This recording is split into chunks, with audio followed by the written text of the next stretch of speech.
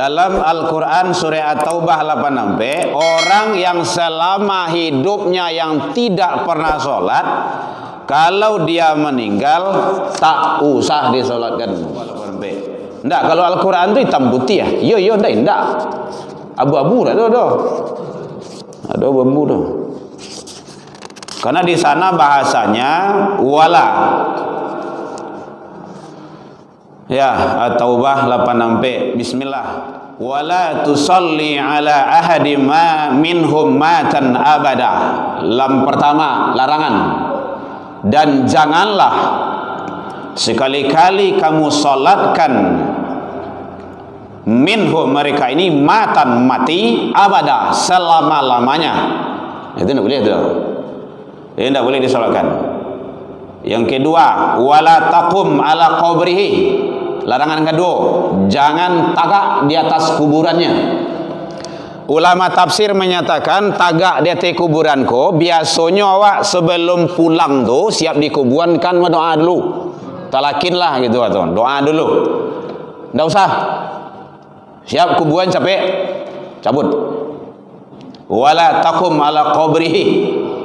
Boleh nanti Bapak Ibu boleh lihat Taubah 86. Surah yang ke-9. Kenapa seperti itu? Nah, ini alasannya. Kenapa seperti itu?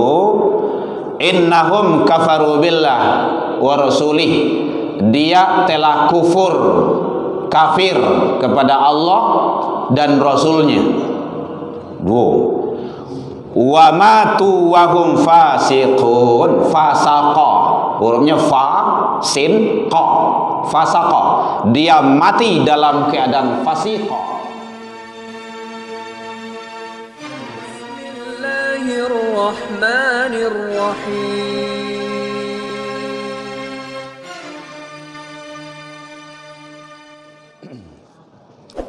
Bismillahirrahmanirrahim. Assalamualaikum warahmatullahi wabarakatuh.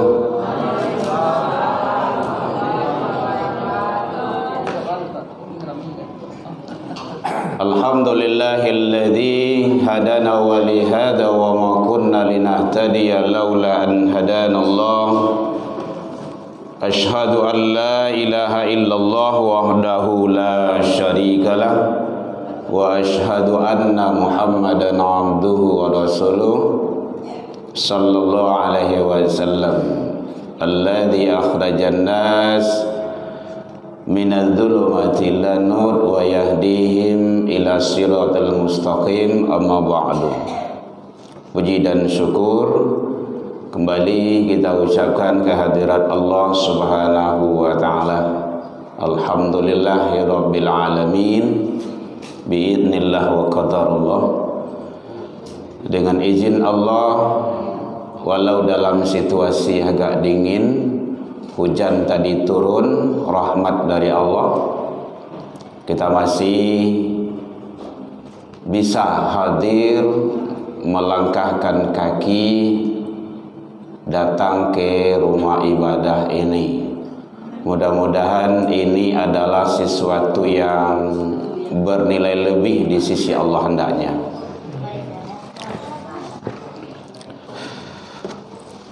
Kalau seandainya kita ibadah dalam keadaan normal, biasa, itu standar. Tapi kalau dalam keadaan sulit, ada rintangan dan tantangan, ada hal-hal yang menghalangi dan kita bisa beralasan untuk tidak datang, namun kita sanggup untuk melewati itu adalah sesuatu hal yang lebih. Nah, ini kan sudah kita bahas pembahasan yang lewat, beruduk dalam keadaan waktu yang sangat dibenci, yang tidak disenangi, dingin yang bersangatan. Alhamdulillah kita masih hadir, dan kita yang hadir ini adalah hamba-hamba pilihan di sisi Allah. Karena memang tidak semuanya manusia yang dipilih. Kadang umurnya lagi panjang, badan lagi sehat, tapi waktu untuk ke masjid tidak ada. Nah, kalau kita kan masih, alhamdulillah, itu luar biasa. Selawat dan salam kepada Nabi besar Muhammad sallallahu alaihi wasallam. Allahumma salli ala Muhammad wa ala ali Muhammad. Bapak Ibu pengurus masjid, ikhwanul muslimin yang hadir sama kita hormati, Bapak Ibu tokoh masyarakat, tokoh agama, pendidikan, bapak-bapak, ibu-ibu, jamaah tetap salat maghrib ila isya yang hadir pada malam ini, rahimakumullah. Kembali pembahasan kita lanjutkan bicara masalah babul wudu wal fadilah dan keutamaan, kaifiat manfaatnya yang sangat luar biasa. Bu, terang Bu, lagi ada goreng dari keluar, betul lah. Jadi pembahasan kita ya supaya kita fokus, supaya kita nyambung nanti informasi ini disampaikan. Kita lanjutkan pembahasan kita. Kalau masalah wudhu, Bapak Ibu awak gula tahu sedonya. Kadang kan keutamaan tu, manfaat wudhu tu yang tak faham. Kita tahu dia ada dua, ada ilmu, ada fahman. Rabbi zidni ilman, itu ilmu. Banyak orang yang tahu tentang ilmu. Tapi warzuqni fahman. Pemahaman itu kadang-kadang yang kurang. Pemahaman itu nanti jatuh kepada pengamalan. Nyo tahu tapi tidak nyo amalkan. Kita orang yang berilmu tentu bukan seperti itu. Pengamalan. Jadi ilmu itu puncaknya adalah amal. Al ilmu bila amalin kasyajari bila thamarin. Ilmu kalau tidak diamalkan tidak ada gunanya, tidak ada artinya. Laisa gudang banyak ilmunya tidak menjadi ilmu yang bermanfaat baik bagi dirinya, apalagi kalau bagi orang lain. Itu gunanya. Jadi sangat penting sekali. Kalau masalah wudhu tidak ada yang tidak tahu lagi dah. Kita sudah tahu semuanya. Kita bagaimana memperhalus pemahaman tentang wudhu itu. Makanya hadis-hadis yang kita sampaikan, bagaimana Rasul berwudhu, tata cara berwudhu, kemarin kan sudah kita ulas itu. Dan sudah beberapa pembahasan yang kita lewatkan. Kemarin sudah sampai kepada hadis yang ke-8, bicara masalah wudhu. Hadisnya sahih Bapak Ibu. Kalau ingin melihat referensinya silakan. Di dalam kitab Sahih Bukhari boleh, Sahih Muslim ada. Tentang kitab Bulughul Maram dijelaskan ada babul wudu. Tentang kitab Tarhib wa Targhib ada dijelaskan. Supaya kita itu, kenapa banyak referensi, agar tidak satu kitab sebagai standar bagi kita bahwa ternyata wudhu itu sangat luar biasa. Bapak Ibu hadirin kaum muslimin rahimakumullah. Kita lanjutkan.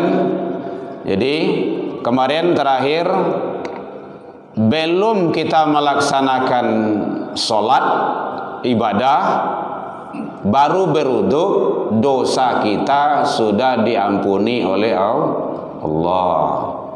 Ini merugi sangatlah manusia yang tak pernah berwudu atau yang jarang berwudu. Nyo lain Islam tapi nyo jarang berwudu. Paling wudu sekali sepekan. Kalau laki-laki Jumat saja gitu kan. Dan itu pun belum tentu sahih pelaksanaan wudhunya. Karena standarnya itu adalah perbuatan Rasul. Ada juga yang berwudhu itu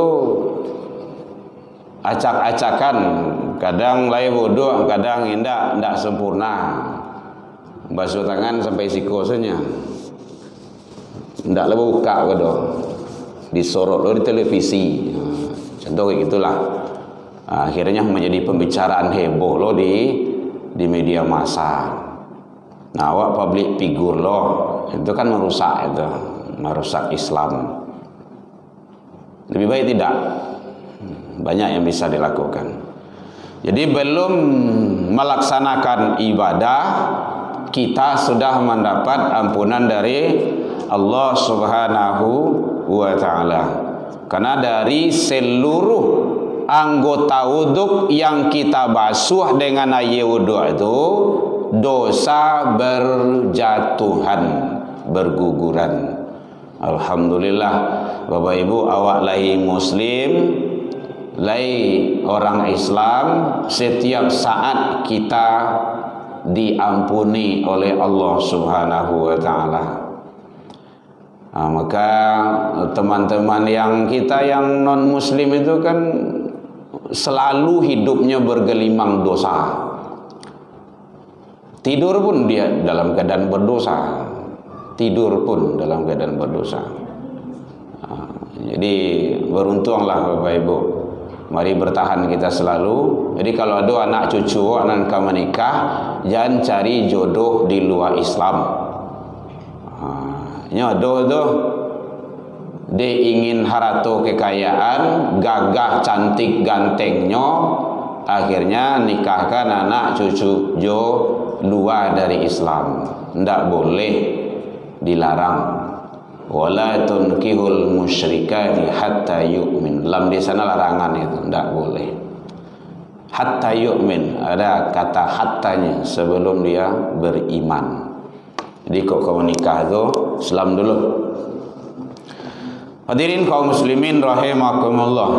Al-wudu yukaffiru ma qablahu.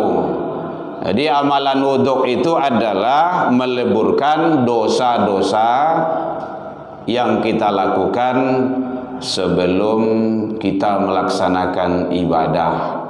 Jadi belum melaksanakan ibadah, dosa kita sudah dilebur.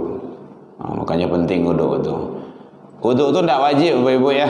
Wajib apabila dibawa untuk ibadah khusus, sholat, tawaf, gitu. Tapi pada dasarnya wudhu itu tidak wajib. Kepulang awak wudhu dulu, kan? Mau tidur wudhu, kemana-mana wudhu. Hukum dasarnya adalah sunnah. Hadirin kaum muslimin rahimakumullah. Idza tawaddu', apabila seseorang muslim itu berwudhu, baik laki-laki ataupun perempuan, kemudian kharajat zunubahu, maka keluarlah berhamburan zunubahu, dosa-dosa yang dilakukannya, min samihi, dari penglihatannya, pendengarannya, wa basarihi, penglihatannya, wa yadihi, tangan-tangannya, wa rijlaini, kaki-kakinya. Yang banyak kan melakukan dosa kan itu. Fa inna qadal maghfuran lahu. Apabila dia melaksanakan amalan wudhu itu, maka dia walau dalam keadaan duduk, berdiri, berjalan, dia dalam ampunan Allah Subhanahu wa ta'ala. Kan enak itu. Jadi kalau lapih wudhu ibu, sebelum pulang wudhu dulu. Itu dalam perjalanan ibu sudah mendapat dari ampunan Allah itu. Nyampang kita meninggal dalam perjalanan itu, sampai ke kampus, sampai kuliah, sampai kemana gitu kan, kita dalam keadaan wudhu, itu sangat luar biasa, ibadah yang hebat. Ampunan Allah sudah berada bagi kita. Dosa ya Bu ya, doa ampunan. Kalau utang tetap tidak lunas, bayar utang. Ada yang bertanya Bapak Ibu? Hadis yang ke-9. Hadis yang ke-9 dijelaskan oleh baginda Rasul, ma min muslim, tiadalah seorang muslim yatawadda, dia itu berwudu, fayusbiul wudu, kemudian dia menyempurnakannya. Jadi wudu itu bukan hanya biasa standarnya, sempurnakan. Summa qam yaqumu fi sholati, kemudian dia berdiri hendak melaksanakan sholat, wah itu sholat sunnah ataupun sholat wajib. Maka kata Rasul, faya'lama ma yaqulu illa naqdalu wa huwa kafin waladaihi ummihi, dia mendapat ampunan dari Allah Subhanahu wa taala bagaikan dia dilahirkan oleh ibunya. Kalau seseorang yang dilahirkan oleh ibunya itu kan suci itu. Kullu mauludin yuladu 'alal fitrah. Setiap manusia yang lahir dari orang tuanya dalam keadaan suci, fitrah. Jadi apabila seseorang berwudu, kemudian dia berdiri hendak melaksanakan sholat, maka dia mendapat ampunan dari Allah Subhanahu wa ta'ala bagaikan dia seseorang baru dilahirkan oleh orang tuanya. Ini tamsil ya Bapak Ibu ya, perumpamaan. Perumpamaan itu artinya bahwa dosanya itu sudah diampuni oleh Allah. Kalau para mufassir menyatakan dosa yang diampuni itu adalah dosa kecil. Dosa besar tetap dia taubat. Nah, dosa besar itu syirik, durhaka kepada kedua orang tua, meninggalkan sholat, itu kan dosa besar itu, berzina gitu. Jadi dosa-dosa yang diampuni itu dosa kecil, dosa shagir. Dosa besar tetap tubu ilallah, taubat kepada Allah. Kunci taubat itu setidaknya ada 3. 1, berjanji tidak mengulanginya lagi. Nah, kalau selama ini banyak dia meninggalkan sholat, janji dia tidak meninggalkan sholat di sholat. Kalau selama ini dia baik durhaka sama orang tuanya, janji dia tidak durhaka lagi. Nah gitu, berjanji tidak mengulangi lagi. Waalaikumsalam warahmatullahi. Yang kedua, tinggalkan perbuatan dosa tersebut. Tidak cukup janji saja dong, tinggalkan perbuatan dosa itu. Nah, kalau selama itu mungkin dosa besarnya itu dia mencuri, dia tidak curi lagi, tinggalkan dosa curi itu. Kalau ada orang tak bawa pulang, agian orang tu lihat orang punya cari. Kalau bawa sandal, bawa piring, ibu-ibu arisan, kadang-kadang di sini tidak ada, tempat lain ada, sering dapat informasi. Kadang meminjam sama juga minta, tidak wali-wali tu, minjam sama juga minta. Jadi berjanji, kemudian tinggalkan, berhenti. Yang kedua, yang ketiga, syarat taubat itu perbanyak kebaikan dan amal soleh. Ittaqillaha haitsuma kunta, kata Rasul. Hendaklah engkau takut bertakwa kepada Allah di mana saja berada. Di mana saja berada, di kantor, di sawah, di kampus, di mana saja berada. Wa atsbi sayatal hasanah tamhuha, iringilah atau perbanyaklah kebaikan yang mana selama ini kita melakukan kesalahan dan dosa. Tambah, mudah-mudahan kebaikan yang kita lakukan ini bisa menghapus kesalahan dan dosa yang kita lakukan selama ini. Nah, jadi berjanji tinggalkan, kemudian perbanyak kebaikan lagi. Kalau dosa assalamualaikum awak meninggalkan solat, laksanakan solat dan perbanyak solat sunnah. Kalau ala solat wajib, perbanyak solat sunnah. Itu yang wa'ad bi sayhatal hasanah tamhuha itu. Mudah-mudahan dia bisa menghapus kesalahanmu selama ini. Begitu kata Rasul.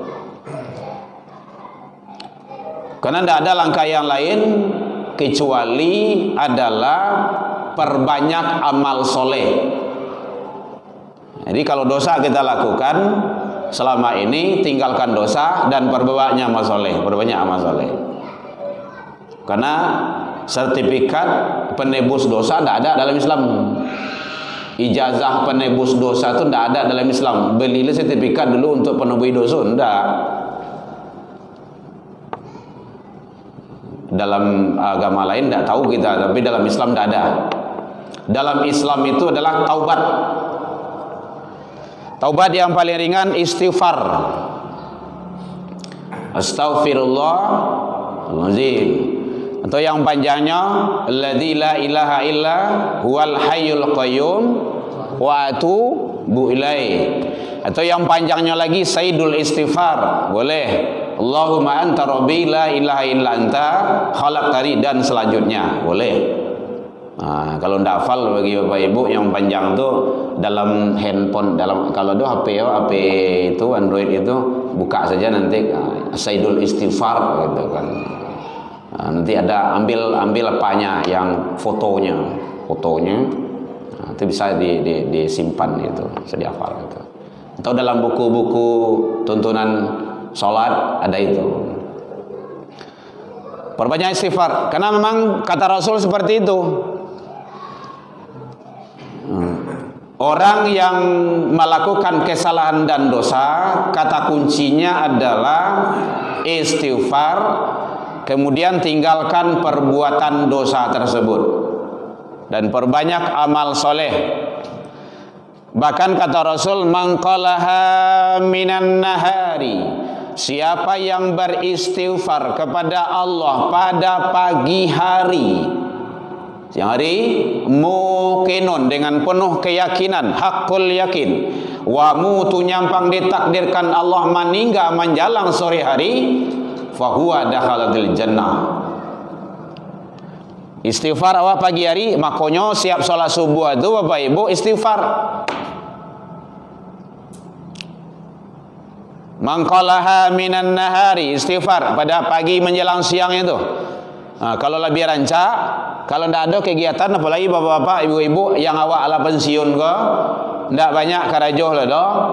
Di masjid siap sholat subuh itu, tidak usah pulang dulu, istighfar dulu, berbanyak baca Al-Quran atau apa kek menjelang syuruk.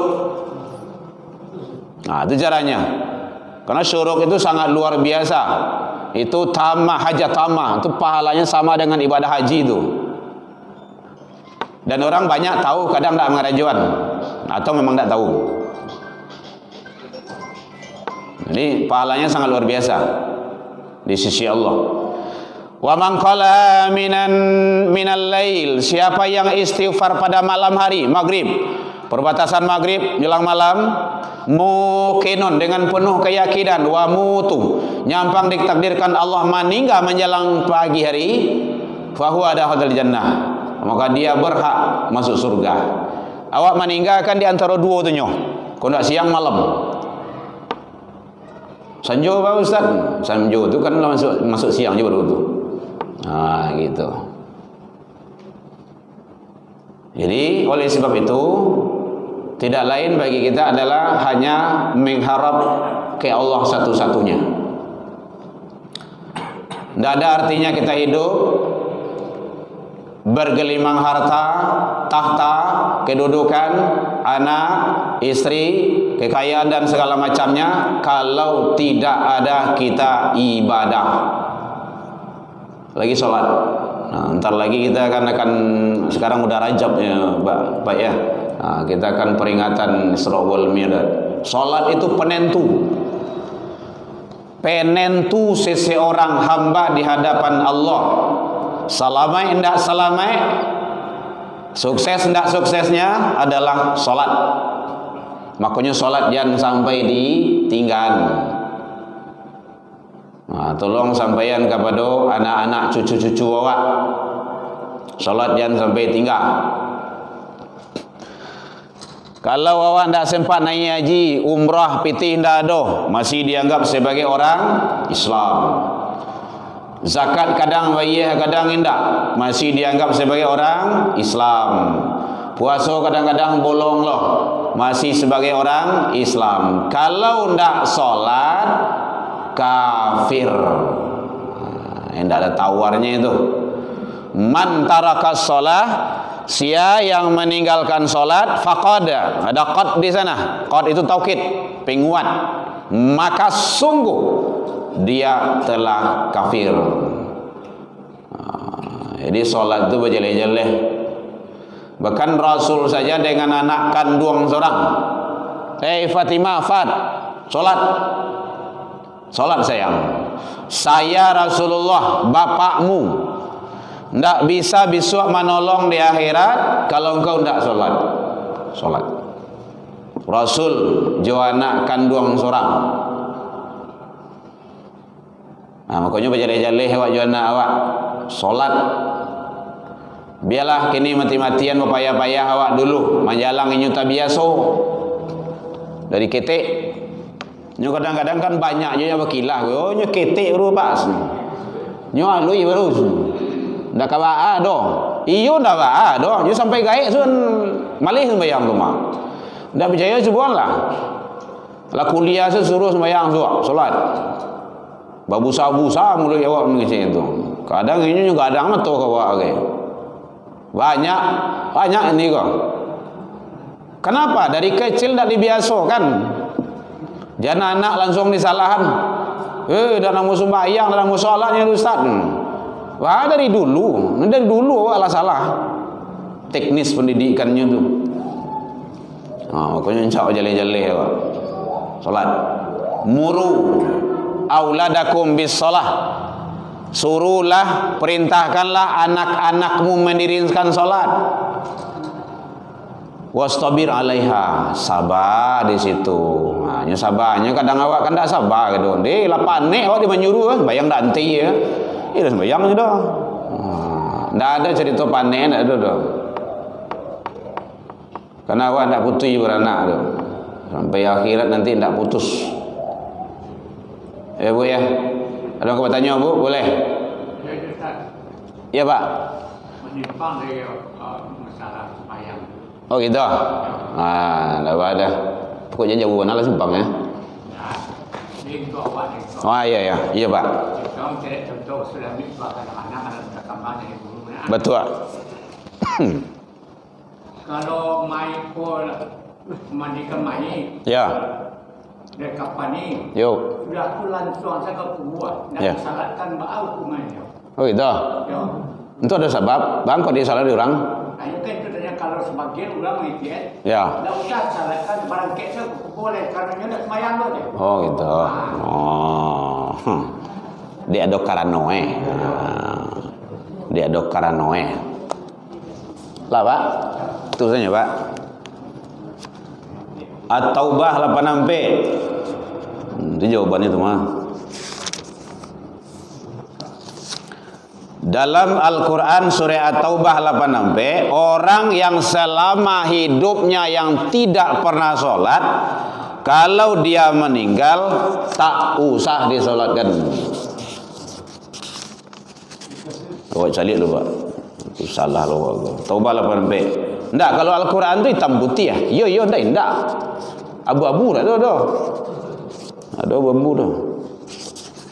Karena di sana bahasanya wala. Ya, At-Taubah 86p. Bismillah.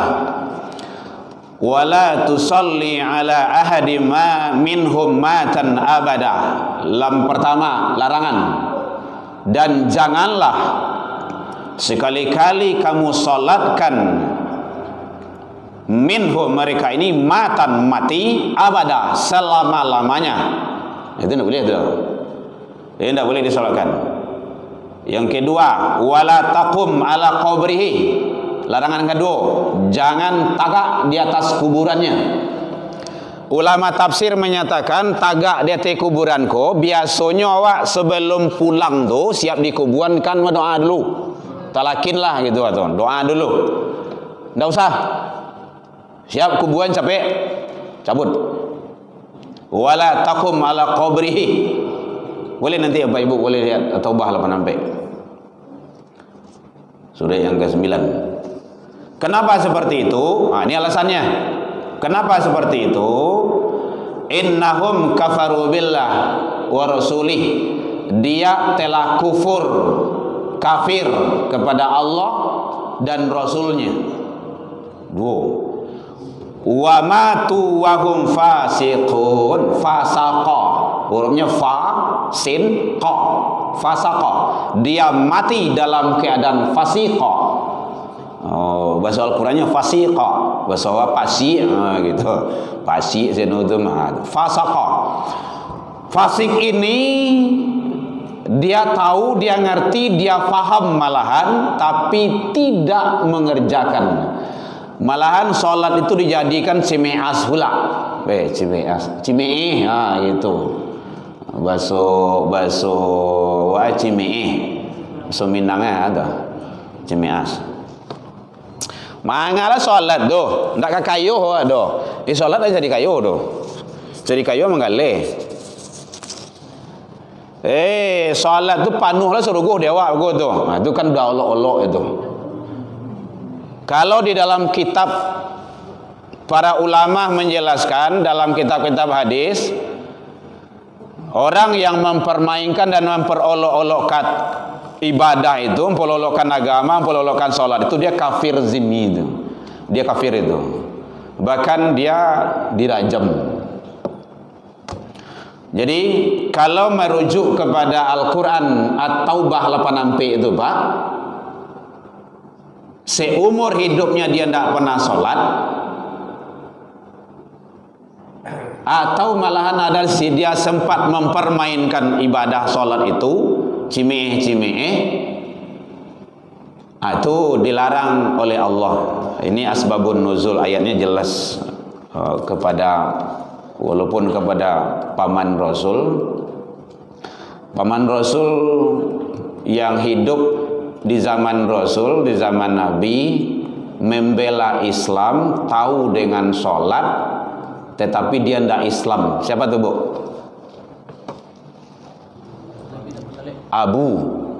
Abu Thalib. Ya Muhammad, silakan sebarkan Islam, agamamu. Siapa yang menghalangi? Nih, Om. Wah, gitu. FPI lah gitu kan. Front Pembela. Ya, di atas itulah lah mungkin. Tapi izin Muhammad, saya tidak masuk ke dalam agamamu. Beliau tidak tahu, melihat bagaimana Rasulullah sholat, bagaimana Rasulullah berjuang, maka ponaan. Kamu menekan seorang tuh, bahkan pembela. Cuman kunci pintu masuk itu tidak ada. Kepatangkan lawak contohan tuh. Ambo ingin jaza win. Saya ikut kuliah, ikut segala-galanya, tapi ambo tidak daftar dulu doh. Pas nanti penerimaan ijazah, ambo minta ijazah. Pak, minta ijazah, ambo kan masuk lama karajo. Ijazah apa? Ijazah win. Kuliah di siko? Iya Pak. Lain daftar dulu. Ndak sini. Bagi kira-kira itu. Pintu gerbang ke dalam Islam itu adalah syahadat. Jadi kalau kamu masuk ke dalam masjid, kau pintu gerbang itu tuh, 2, 3. Masuk lewat sana, baru bisa ke dalam. Pintu masuk ke dalam Islam itu syahadat. Dia tahu syahadat, tahu. Cuma dia tidak syahadat. Tahu Rasulullah dia melaksanakan sholat dengan sahabat yang lain, tahu. Tetapi dia tidak sholat. Meninggal, tidak ada orang yang berani seorang Allah mensolatkan. Disolatkan oleh Rasul. Jangankan pujian, ditegur oleh Allah. Nah gitu. Jadi kalau hukum Allah itu tidak bisa dirubah. Maka oleh sebab itu, bagaimana kok ada yang tidak sholat, kalau ingin melakukan itu silakan, tidak ada larangan doh. Penyelenggara jenazah itu hukumnya apa, Bu? Fardu kifayah. Ada orang-orang yang tidak disolatkan oleh Rasul, ada. Nah, kalau ingin itu dibuktikan, cubuan saya. Bergambiran permai gua, seorang sih deh lakukan kayak gitu. Heboh orang kan, sembahyang salah, beko mati awak ndak sembahyang orang do. Nah, sembahyang salah, beko mati awak ndak disembayangan orang beko do. Itu pukulan bagi dia itu. Kayak Allah dan Rasul saja dia kufur kok. Mana awak toleransi lah bagi. Lebih hebat loh. Nah gitu. Itu kan konsep. Tapi untuk penyelenggaraan jenazah itu para ulama ikhtilaf. Oke Pak, ada yang diragukan? Kalau merujuk At-Taubah 8 sampai itu enggak boleh. Oh, kalau kami lakukan niku tu bahawi ya, silakan. Kan ada masalah lu dah. Al-Quran mah. Hah? Apa ada salah ini? So kesannya keluarganya, salahnya lah. Apa salah sembayangannya? Kan fardu kifayah. Iya. Ini hilang cik-cik semua. Kalau ambo prinsip, aku prinsip loh gua. Kalau saya pribadi memang tahu dia ndak sholat seumur hidupnya, apalagi kalau cingkah orang lah perangainya, banyak alasan ambo nyepui anak sekolah lu semua kan. Ambo pergi ke Belimbiang sentak lu semua kan. Bisa saja. Ngapain awak basa-basi lu bagi? Satu orang saja menyelenggarakan, anaknya selesai, sudah. Lepas yang lain dari dosa, lepas. Kan fardu kifayah. Fardu kifayah itu kan tidak harus bersama-sama doh. Ambo kalau ada yang meninggal, mang bertanya dulu. Lain salatnya. Jangankan meninggal, meruqyah orang saja bertanya dulu. Lain salatnya. Ndak, lain mau salat.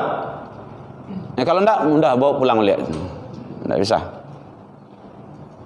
Nya meruqyah tu diri itu awak yang perlu. Meruqyah dari luar tu hanya bantuan sementara. Meruqyah diri kok salat kok meruqyah diri kok. Wudu ruqyah diri itu. Oh, duduk di masjid meruqyah diri kok. Tilawah Al-Quran ruqyah diri kok. Kan benteng. Salat ndak ada main-main. Bainal abdi wal kufar. Pak. Halo Pak. Lah Pak. Bainal abdi wal kufar. Baina, beda antara hambaku dengan orang kafir, kata Rasul, tarakus salat. Mengawak solo begini. Makanya dari ketik anak-anak awak tu salat. Kita didik. Salat itu sampai ke akhirat nantinya. Awalu ma yuhasabu bi'abdi yaumal qiyamah salat. Pertama kali nanti seseorang manusia itu diperiksa di hari kiamat salat. Fa in saluhat saluha sairu amalihi, kalau bagus amalan salatnya akan terbawa baik amalan yang lainnya. Wa in fasadat sairu amalihi, kalau rusak tidak pernah salat akan terbawa rusak amalan-amalan yang lainnya. Jadi kalau masalah salat tidak ada main-main. Awak assalamualaikum kan basa-basi sebenarnya. Bayang salah ibu awak. Anak syanu, keponakan syanu, segan wajah ayah. Udah, itu kan penyelenggaraan fardu kifayah. Fardu kifayah itu tidak harus bersama doh Pak Ibu. Ndak, ambo ndak ngompor, ndak ada, ambo jale-jale saya. Kalau iya ndak. Itu ibadah. Inyo sedak menyelamatkan dirinya doh. Salat itu kan menyelamatkan diri. Jadi kalau ada caleg-caleg yang ndak salat, enggak usah pilih. Benar itu, Bu. Oh, jale-jale saja. Kalau ada caleg pemimpin dan kawat pilih besok tu bulan Februari besok tu ndak salat, ndak benar, ndak baik, ndak usah pilih. Itu kan hak awak milihnya. Ngawat pasal-pasal lagi. Awak nyogi beti, terima beti ya. Kan ada betinya di negara mah. Kan setidaknya beramal kawat tu. Nah, gitu. Dirinya seandainya selamayan doh. Awaklah kanya selamayan. Tidak mungkin tu doh. Kalau dia menyelamatkan dirinya pasti dia solat. Makanya Al-Maidah. Bu, boleh ibu cari beko? Al-Maidah surat 5 ayat 55. Di antaranya yuqimuna sholata. Kriteria pemimpin yang dipilih itu solat. Kalau tidak solat tidak. Ikut solat bila-bila kawa bini sah, kawa laki anak barunya ke masjid. Lah sudah anak akan nikah, ndak menjajak ke rumah masjid lah doh. Ado di siku ndak doh, di tempat lain. Tapi ambo doh. Kapatangan nampak ambo tu. Seminggu menjalan nikah, ndak tanggung ke rumah masjid doh. Lah sudah baralik sampai kini, sampai tadi, tak kini dah ya. Sampai subuh tadi ndak nampak ambo doh. Awak kan nyebut BA doh. Kalau namun disebut baru gibah awak. Tapi karakter itu kan bila paralu saja tu. Allah benci sama orang seperti itu tu. Ini tidak ada. Bu ya. Jadi kalau ada yang tak solat, encak jajale, kau baru buat kurban siko. Itu caranya. Yang tidak pernah solat seumur hidupnya, meninggal tidak disolatkan. Titik tidak pakai koma. Awak kan bayang mengawak di pasal-pasal lagi. Bayang ambil lain bisa. Bu ya. Jadi kalau di Semayang berusul Ustaz. Kalau tahu kita, Ya berusul Ustaz. hindarkan aja diri kita. Ya. Awak kan menyelamatkan diri awak. Cukuplah keluarga saja menyelamatkan. Kan fardu kifayah.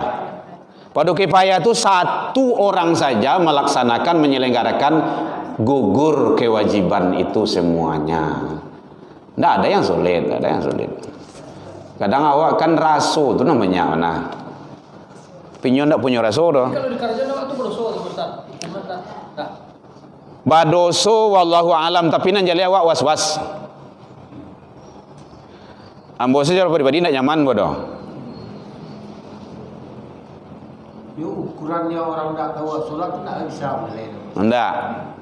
Kadang-kadang di luar mungkin sholat tahu sekali setahun itulah itu. 2 kali setahun, sekali seminggu itulah itu. Rasul Ustaz, kalau menanda selama salat sama ini kita menanda dah. 5 keturunan dari Islamnya. Ada je salat 2 kali setahun. Walaupun sok katu TK dulu ya. Iya, pasti salah tak mungkin ada salah sama ini tu. Ya.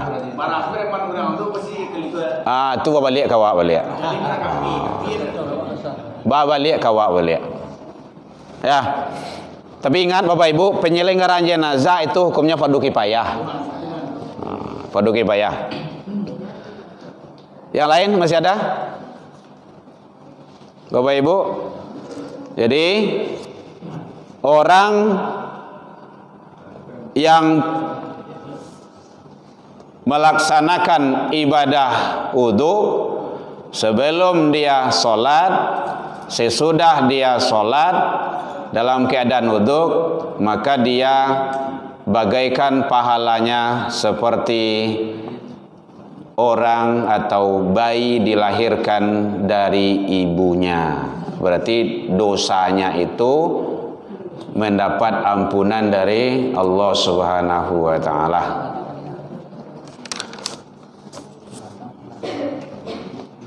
Masih ada yang akan ditanyakan Bapak Ibu? Jadi makanya usahakan sholat berjamaah ke rumah saji. Sholat berjamaah sama-sama wasiko, jadi tahu awak. Gitu. Jadi ukhuwah Islamiyah awak jalan kemudian pahala awak banyak lo, iko umur pendek, amal kurang lo. Nah, itu kan rugi awak tu. Makanya Allah siapkan solat berjamaah tu karena umur awak kok pendek. Umur awak seketenya, Bu. Ndak sama je umat lain dah. Umat lain 1000 tahun. 900 tahun solat doh, kau nak tangguang tu doh. Awak 63. Kadang solat lah umur lah gitu kan. La menjalan-jalan ke pensiun lah solat begitu. Maka disiapkan oleh Allah teknis pahala. Pahala tu solat jamaah.